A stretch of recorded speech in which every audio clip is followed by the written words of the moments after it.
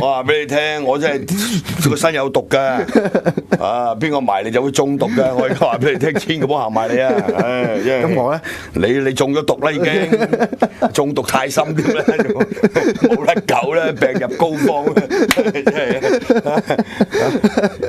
啦，唉，聽到咁真係唏噓。唔係你睇下個辯論，你點討論啫？你好簡單。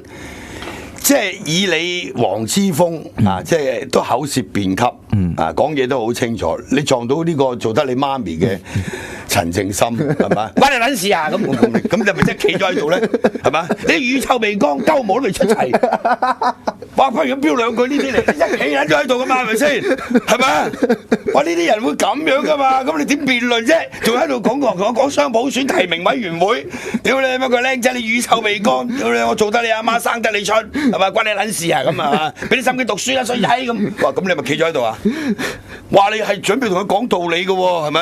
啊，包容喎，屌你真係係嘛？你話喂佢發緊癲起上嚟，關你撚事，咁你咪企咗喺度先。唉，真係你企咗喺度噶嘛？你黃之鋒唔識講粗口噶嘛？係咪？係咪企咗喺度啊？識講都冇用嘅，你咪大家又鬥屌咁，又邊度造成到嗰個理性辯論啫？嗰唔係辯論嚟㗎嘛，同你唔係，仲有一樣嘢就係完全都唔係嗰回事嚟嘅，係嘛？佢係唔識呢啲嘢㗎嘛？你陳正深嗰啲，佢真係完全唔識㗎嘛？佢係一片丹心愛國嘅啫嘛，沒有共產黨，沒有新中國，冇共產黨你屎都冇得食，咁樣㗎嘛？你明唔明啊？咁你真係同佢討論雙普選係嘛？討論2016年究竟係咪要取消呢個功能組別？咁你係咪真係嘥氣啊？因為佢係完全唔識㗎，佢會答你一句：你冇同我講呢啲嘢係嘛？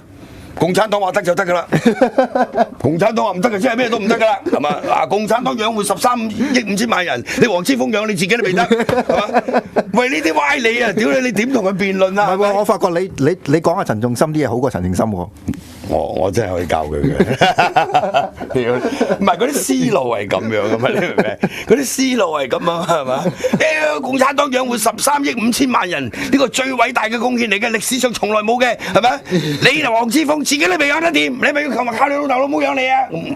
剪咗你頭先嗰兩句出嚟，撐我講力。